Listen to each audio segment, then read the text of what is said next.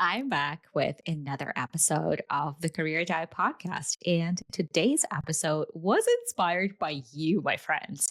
We talk to ambitious job seekers just like yourself every single day. And both myself and two of my team members are meeting you and getting on calls with you to really get to know you, to see what your goals are, what your challenges are in your career right now. And we also talk about how we can help you get to your goals together. And Monisha, who recently joined my team as an enrollment specialist, so she talks to you guys and myself, we're having this conversation where she told me that when she asks you about the dream career scenario and what would that scenario look like financially, so many people, if not everyone, fumble and just really skirt around the number and really saying it. And I have had the same experience. And typically, what happens is you guys would say something like, well, like ideally, well, I don't really know if I can get to that number. So I don't really want to say it. So, with what I'm making right now, it's probably going to be, if it's around the same, I'll be happy. But because I'm changing industries, I'm okay to maybe go for less. So maybe 95K. So, what I'm always thinking about when I'm seeing you guys say that is that you need to be able to say your dream number. A range typically is how I would recommend it, but to say that with confidence, zero hesitation, zero fumbling around the bush. Because if you hesitate to say it to me, and I'm there to actually help you get there, and whether it's you're talking to me or to Manisha on my team or to Sam on my team, if you're talking to us, and again, we're there to help you get there, and you're struggling to say that number, how are you going to say that number, that range to the employer? How are you going to negotiate that range and that number when you get the offer? So, in this episode, I want to talk about 10 signs that tell me that you are 100% ready for that next level dream six-figure role. So, what I'll be sharing is based on, again, the transformation that I see with my clients and what I have seen hiring for the top employers in the country. Because when you hire a lot, when you talk to a lot of candidates, especially when you talk to candidates for the same role, you very, very quickly see the difference. And immediately, whether it's a hiring manager, a recruiter, anyone who is in that hiring position would feel, there is some potential there. This is probably a star candidate. Can't wait to talk to them more and explore this candidacy more. You learn to see that within the first few seconds. And then as you have a further conversation for another 10 minutes, you either get a lot more excited because okay, my instinct was right. This is the right person. That is potentially that star candidate. So let's move them along. Let's have further conversations with them. Or you realize they're not there yet. So, what are those signs that employers are looking for that I see with my clients as well as they're going through this process and they really grow into the best version of themselves? So, 10 signs that you're ready to land your dream six-figure or even high six-figure role in 2025. Sign number one, you know that you yourself, so the way you think, the way you show up, your mindset, your confidence need to level up first. I always say this to you guys when you are, for example, considering joining the Star Canada program and you tell me, you know what? I think my biggest challenge is myself. I am in my own head and I'm doubting myself and I'm doubting whether I can go for this opportunity and I stop myself. I'm not pursuing it. When you guys tell me that, I always say that you're on the right track. Because when you tell me that your challenge is yourself, I know right away that you're going to be very successful because it all starts with self awareness. You're self aware that change starts with you, not with anything else, not with your resume, not with the employer. Change starts with you. When you recognize that, oh, I'm not actually yet thinking and showing up as that next level version of myself, you're on the right track. So for me, sign number one is that you're aware and that you're willing to continue to work on your mindset, your confidence, your habits, your energy. That's how I know you're ready. Sign number two, you take accountability rather than you blame, meaning that you don't blame the market, the employers, the economy, the country, the government, and so on. You don't blame the external factors, but rather you look at it as, okay, well, here are the circumstances. What do I need to do to still get the type of role that I want in this country, in this economy, in 2025, etc. This is called internal locus of control. So you know that you have the power to change your situation and you focus on what's within your control and you adapt your strategy to fit whatever is going on in your life or in the country or in the world. In fact, I challenge you to find one successful person who is out there complaining nonstop, again, about the economy, the government, the country, the job market. I don't think so. Number 3, you have crystal clarity on your goals. I've said this many times before. You can't achieve a goal unless you know what it is. From my recruitment days, when you talk to a candidate and they tell you exactly with details what they're looking for, and in fact, when you call them about a role and they tell you, you know what, that sounds interesting, but that's not what I want. Right now, I'm looking for an opportunity where I'm really focused on this type of project or working with this type of client. I don't think you understand how attractive that is for the employer. Because as the employer, immediately you're like, oh, wait, you're rejecting me. You're looking for something else. Oh, okay. You immediately I start thinking, well, where can I find this opportunity for you? Because you're just so amazing that you have options. And by the way, everyone has options, even though you may not feel right now that you have options, but I'm telling you that you do. So all of this means that a candidate who knows exactly the type of role that they want, industry, employer, type of manager, type of team, type of clients that they want to work with, type of product, you're just so much more attractive to the employer. Because to the employer, it sounds like you don't want just any job. You want this job. And again, I've compared job search and dating 100 times already, but I think this works here as well. When you are, let's say, dating someone and you tell them that, hey, I want you. You're the person that I want to be with, rather than I just want to be in a relationship, not a relationship with you. I don't want this specific relationship because of you, but I just want to be in any relationship. Is that exciting? Is that attractive?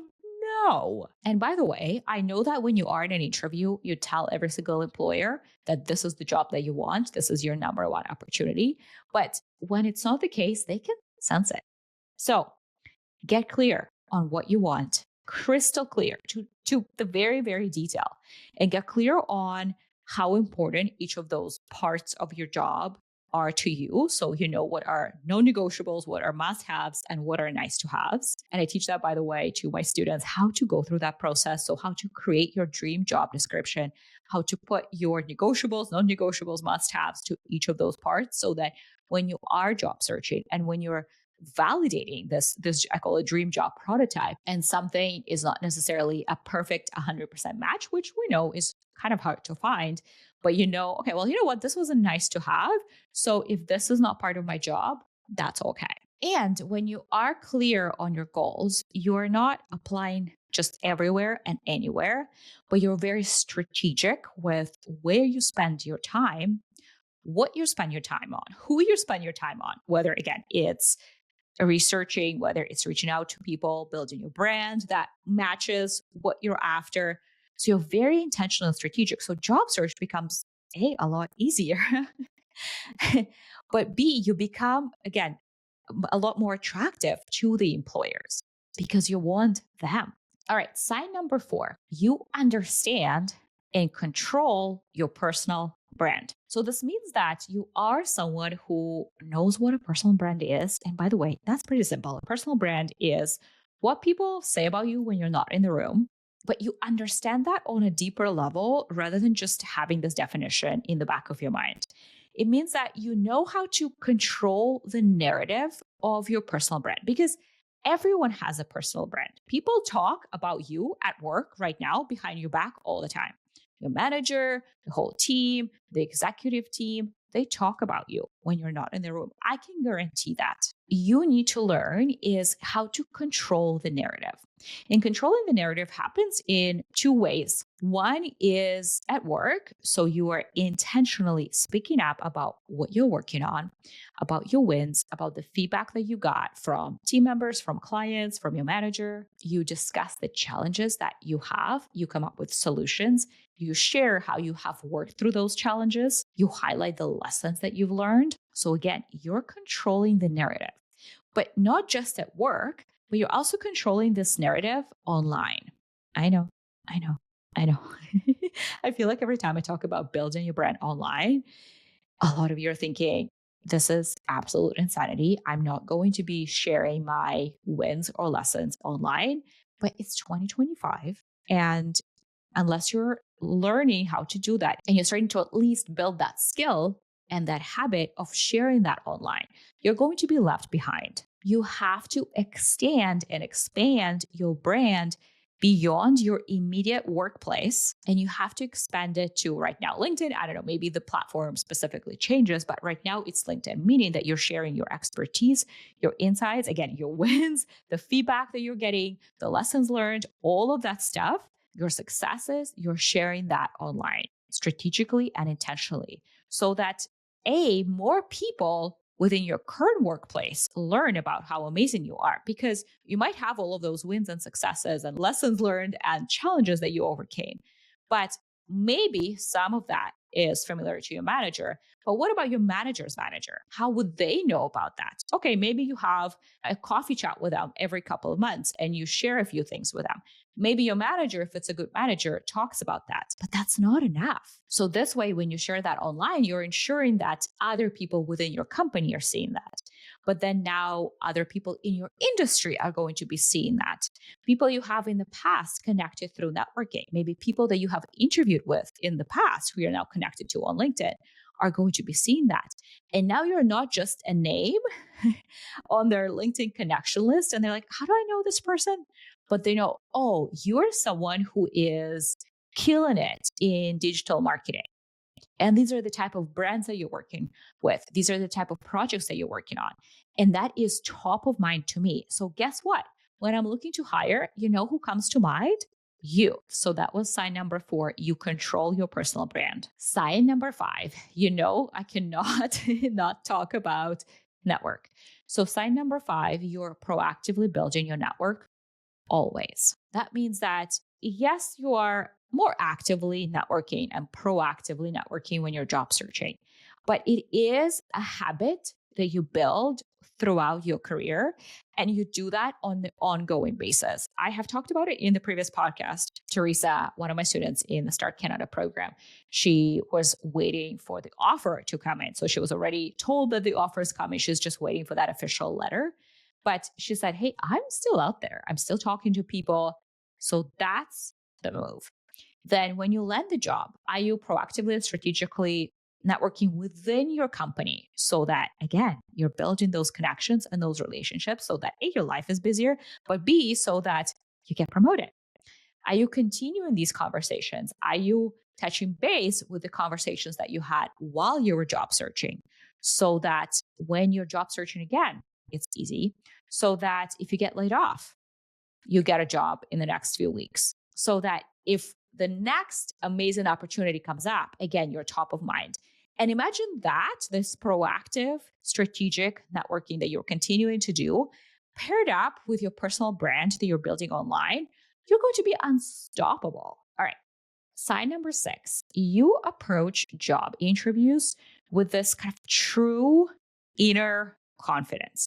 And this is something that we talked about in coaching in the Start Canada program just last week. We did a full mini training on this one. We really dove into the energy and the confidence during job interviews, because most job seekers go into job interviews with the idea of employers have all the power because they're hiring me, they have the money, and I need to convince them. You do not need to convince them because they need you.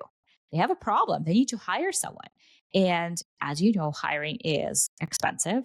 It takes them months from the moment someone quits to actually start the recruitment process, find the candidates, interview them, go through the process, give the offer, wait for you to give your notice, come on board, then wait for you to train. It's months. So I know that you're ready for that next level 6-figure or better high 6-figure role when you're going into the job interview, not with the idea of, I hope they choose me, but rather, well, I have options and even though maybe I don't have multiple interviews right now, but I know that I have options. So let me see if this is the right fit for me. I am still going to tell them about how amazing I am and all the amazing things that I can do for them. But I'm there at the end of the day to see if I want this job. So you're not ever sitting there, well, what questions should I ask them? You're not actually Googling what questions should I ask them in the interview so that they see me as a great candidate. But rather, you know what questions to ask because you know what you need to know to make this decision for yourself. Do you see the difference there? Number 7, you embody someone who has this next level high 6-figure dream role. And this is what I talked about in the previous podcast. So if you haven't listened to it, make sure that you do. But when you're starting to think as someone of that next level and act like them, that's when you're ready. So once again, you're not coming from that desperate energy, pick me, choose me. You're not coming from that convince them place, but you truly deeply know that success is inevitable. Yeah, maybe it will take some time. Maybe it will take quite a bit of action to actually get there. But you have worked on your mindset so much and so hard that you have this true belief inside you that it's happening. Yeah, okay, well, this thing didn't work out, but that's okay. And in the past, maybe you would have spiraled down. This was something that I really, really needed to work out. What am I going to do? But now your mindset is so strong that you don't even go there. You just say, okay, well, that's upsetting. I wish the outcome was different. That said, here's what I've learned, and here are all the things that I'm going to be doing now. Sign number 8, you're no longer doing busy work. So things like spending hours every single week on your resume, or just overall, if you spend more than 2 hours on your resume, this is anything from 2 hours beyond is busy work. Because I know I've talked about this 1,000 times. Your resume is actually not that important. Someone recently told me that she spends over 10 hours a week on job applications. Again, that's busy work. And that's busy work because you have done that for how many weeks? How many applications have you submitted? How far did it get you? So yeah, you're busy. That's a lot of time, but you're not moving forward. So you're busy, but it's not working. So that's the definition of busy work. So you know when to recognize, you know what I'm doing right now is not working. So I'm not going to be continuing to spin my wheels here on things that I know are unproductive, that are not working for me. I'm going to stop that. Instead, I'm going to be spending time on high impact activities. And again, if you've been listening to the podcast, you already know it's building your brand, building your network, building your mindset, practicing your interview skills. So those are high impact activities. But the point here overall is that you know when to recognize that this is not working. I'm spinning my wheels. This is not very productive. What needs to change? Sign number 9. You invest in yourself to get there faster because you recognize that what got you here, what got you to where you are today is not what's going to get you to that next level. Because some of the most talented, successful people in the world have help and have coaches. Take Olympic athletes, take Michael Phelps or Simone Biles. They are naturally gifted to do what they do. They're hard workers, but they have a team of coaches. Take the CEO. They have a team of VPs, EVPs, they have a board, they have consultants. So you're ready to go to that next level when you recognize that, again, what got me here won't get me there. I need a different strategy. I need different tools. And I need to learn what the strategy and those tools are. And therefore, I need help. And I need for someone to help me get there. So you work with a coach, you get a mentor, but you're not, again, spinning your wheels, trying the same thing over and over again by yourself. And sign number 10, You're in love with the process. You're in love with this idea of figuring it out because your whole life is figuring it out. You're always figuring something out. First, it was, I don't know, how to get into the school that you wanted. When you were in school, for me, for example, it was how to get the right internship. Or I went on exchange, and I went on a scholarship, so I really wanted to win that scholarship. My first job, then it was getting into business school, then it was getting a job after business school, then it was moving countries and moving cities and changing careers, and then you're always figuring something out. So learning how to truly enjoy every step. So in job search, it's networking. And actually, it's funny because a lot of my clients tell me when they start working with me that I don't think I can do networking. This is so scary. There is just so much drama that comes up for them before they're in this process. But once they start, they all come back to me and say, Anna, what in the world? This is incredible. These strangers are helping me. I just talked to them once and now they're pushing my resume to the hiring manager. They're emailing the hiring manager. They're telling them how amazing I am. And now they're prepping me for interviews and they reviewed my presentation. They reviewed my case study. They told me how to prepare for this case study, how to present it. Again, all of that true stories from my clients. And they tell me, I am having so much fun. I am obsessed. The second you get obsessed with this process, that's a sign you're ready for that next job. So, my friend, these are the 10 signs that you're ready for that next level 6-figure dream role. If you got all of those in, congratulations, you're 100% ready. But my gut feeling is that you probably wouldn't have been here on this podcast if you had all 10 ready. If you realized, you know what? I'm missing a few or maybe most of them. That's okay. It doesn't actually mean that you're that far away from landing and getting into that role. It just means that you need a little bit of help. And this is really what I'm here for. This is exactly what I teach in my job search coaching program, The Star Candidate. Join us, work on your mindset, work on your confidence, take uncomfortable action, build your brand, build your network, build your interview skills, and land this dream opportunity in the next few months. All right, my friend, that's it for today. As always, leave a review on Apple Podcasts if you enjoyed this episode and send me a note on LinkedIn under Anna Believa. I'll link my LinkedIn in the show notes. And you can also reach out to me on Instagram at The Career Diet. I check my messages. I love seeing your comments. I love hearing what you thought about the podcast. So keep them coming. That's it. I will see you very soon, my friend.